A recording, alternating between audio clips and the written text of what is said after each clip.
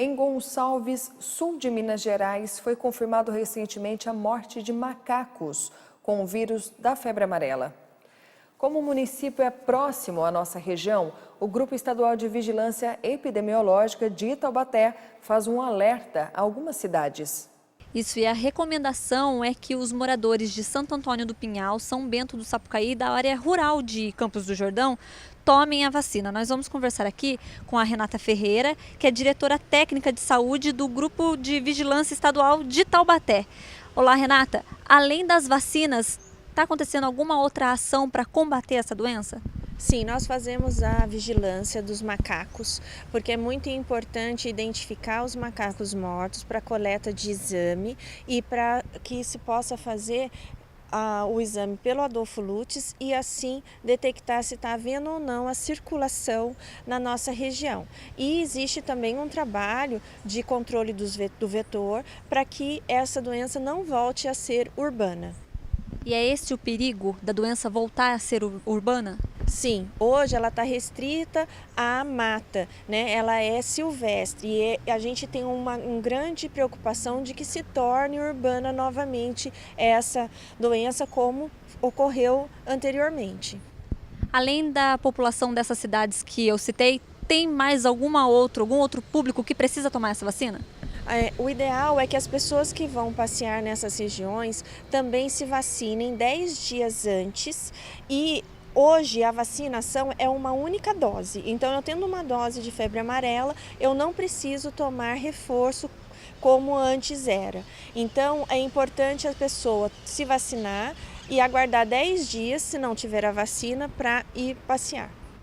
Renata, agora ao contrário, quem não pode tomar a vacina? As pessoas que estão fazendo quimioterapia, que tem alguma doença que diminua a imunidade, é importante, quem tem alergia ao ovo, ela não deve tomar a vacina. Se a pessoa tiver alguma dúvida, é importante ela entrar em contato com o seu médico para que possa tomar a vacina de forma segura. E quais são os sintomas da febre amarela? Os sintomas eles são muito inespecíficos no começo, ele parece muito como uma virose, uma gripe, ela dá dor no corpo, pode dar febre, pode dar mal-estar, mas depois do terceiro, quarto dia é que ela pode começar a aparecer complicações que são mais características da febre amarela, que é como a pessoa ficar amarela, dar complicações no fígado. Então é importante, se a pessoa estiver sentindo alguma coisa diferente e estiver em área que tenha transmissão de febre amarela, de estar procurando o seu médico. Aqui na nossa região é uma vacinação preventiva que nós estamos fazendo. Nós não encontramos ainda macacos com febre amarela, porém estamos muito próximos de Minas Gerais, Gonçalves, onde foram encontrados macacos com febre amarela. E, Renata, em algumas cidades houve uma caçada aos macacos para tentar impedir que essa doença se espalhe pela região e alguns macacos que nem tinham a doença acabaram sendo mortos.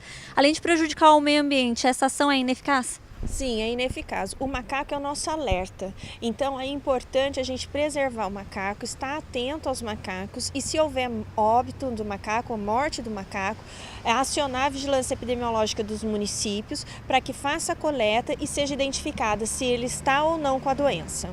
Muito obrigada, Renata. Então, para reforçar, as pessoas que forem viajar para uma dessas cidades, Santo Antônio do Pinhal, a zona rural de Campos do Jordão e São Bento do Sapucaí, é bom tomar a vacina 10 dias antes. Segue o repórter setorial. E ainda falando sobre a febre amarela, 2 parques na zona norte de São Paulo foram fechados depois da confirmação da morte de um macaco contaminado pela doença. Aproximadamente 1 milhão de pessoas vivem em torno desses parques e já começaram a ser vacinadas. Logo pela manhã, a UBS do Horto Florestal já estava lotada para a vacinação contra a febre amarela. Os parques Horto Florestal e Cantareira, na zona norte de São Paulo, estão fechados desde amanhã de sábado, depois da confirmação da morte de um macaco por febre amarela. Para prevenir o contágio, a Secretaria de Saúde recomenda a vacina para quem mora em um raio de 500 metros do Horto Florestal. A intenção é imunizar inicialmente 500 mil pessoas, depois se estender para 1 milhão. Quem já tomou uma dose da vacina em qualquer época não precisa se imunizar novamente. Segundo a coordenação do Programa Municipal de Imunização, não existe, por enquanto, nenhum caso de febre amarela em humanos registradas no município. Não há motivo para pânico, nós estamos numa intensificação de vacinação por conta deste caso de febre amarela silvestre. Ou seja, nós não temos ainda nenhum caso de febre amarela em humanos que ocorreu no município de São Paulo. E no Brasil, a polícia mobilizou mais de 1.000 agentes em uma mega operação contra a pedofilia. Essa foi uma das maiores ações desse tipo já realizada em todo o mundo. O número de presos na mega operação Luz na Infância chegou a 108. A informação é do Ministério da Justiça. Policiais civis de 25 estados cumpriram 178 mandados de busca e apreensão relacionados à prática de pedofilia. Segundo o governo, os detidos são suspeitos de disseminar pornografia infantil e pedofilia na internet e, em alguns casos, eles eram também os responsáveis pela produção do material. São quase 100 prisões em flagrante, 151 mil arquivos foram fiscalizados, foram verificados. É a maior operação que se fez no Brasil de combate à pedofilia. O Estatuto da Criança e do Adolescente, no artigo 241, é expresso em definir como crime até mesmo simplesmente armazenar material pornográfico. O trabalho de investigação durou 6 meses. Na operação, a Diretoria de Inteligência da Secretaria Nacional de Segurança Pública contou com o apoio de parceiros nos Estados Unidos e na União Europeia, que colaboraram com a troca de informações e softwares necessários para monitorar os criminosos. Há essa opção técnica entre os pedófilos. Eles hospedam seu material ilegal, criminoso, em um computador de alguém em algum lugar do território nacional do mundo. E a pessoa muitas vezes é hospedeiro sem saber. O ministro da Justiça também disse que o trabalho continua e mais mandados podem ser emitidos nos próximos dias. Vamos ao plantão da redação.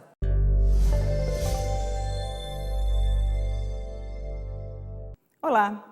Entre janeiro e setembro deste ano, a Câmara de Taubaté gastou 1.200% a mais do que os parlamentares de São José dos Campos e Jacareí juntos. O levantamento foi feito com base nos dados fornecidos pelas câmaras de vereadores das 3 cidades.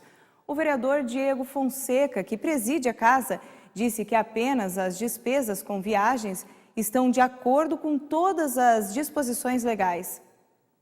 E em Pindamonhangaba, nesta sexta-feira, dia 27, a partir das 14 horas, na Praça Monsenhor Marcondes, haverá uma atividade para conscientizar sobre o câncer de mama em animais. E às 7 horas da noite, será realizado um passeio noturno com a participação dos pets e seus donos. Assim como os humanos, os animais devem ser levados periodicamente ao veterinário para que haja um diagnóstico precoce. Segue o repórter setorial.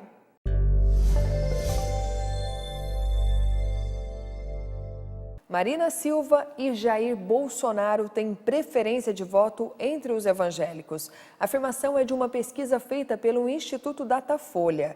O Instituto também disse que 8 em cada 10 brasileiros dizem não levar em consideração a religião na hora de votar.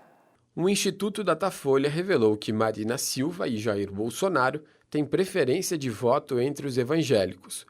O objetivo do Instituto era descobrir como seria o voto dos participantes quanto à presidência do Brasil. Para o Datafolha, 52% da população é católica.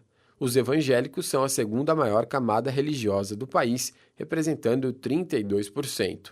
A pesquisa imaginou 3 cenários. No primeiro, não havia Alckmin e Ciro. O resultado foi que Lula liderou, seguido por Jair Bolsonaro e Marina Silva. Dos 36% que escolheram Lula, 40% eram católicos e 32% evangélicos. Ainda nesse cenário, dos 16% que votariam em Jair Bolsonaro se a eleição fosse hoje, 13% são católicos e 21% evangélicos. Quanto a Marina Silva, dos 14% de votos recebidos, 12% eram católicos e 17% evangélicos. Para a pesquisa, foram entrevistadas 2.772 pessoas em 194 cidades e a margem de erro de 2 pontos percentuais. O Datafolha também disse que 8 em cada 10 brasileiros dizem não levar em consideração a religião na hora de votar. Os membros de religiões evangélicas são mais dispostos a seguir a recomendação dada pela congregação de que fazem parte. O levantamento não leva em consideração os 8% que afirmaram não ter religião. Quando perguntados se consideram candidatos apoiados pelos líderes religiosos, 17% dos católicos, 26% dos evangélicos e 19% de outras religiões responderam afirmativamente. Entre outras perguntas, a pesquisa questionou se os entrevistados votariam em um presidenciável ateu. 33% disseram que talvez e 52% responderam de jeito nenhum. A prévia da inflação teve uma nova alta, mas continua abaixo da meta do governo. O aumento foi puxado pelos preços do gás de cozinha e da gasolina. Se o consumidor já estava se acostumando a ouvir sobre inflação mais baixa, a prévia desta semana traz uma mudança considerável. O índice de preços medido pelo IBGE fechou o mês em 0,34%. O valor representa uma alta tanto na comparação com o mês anterior quanto com o ano passado. Em outubro de 2016, a taxa era metade do que está agora. E o IPCA de outubro deste ano, comparado com o mês passado, ficou 3 vezes maior. No acumulado de 2017, o IPCA 15 chegou a 2,25%.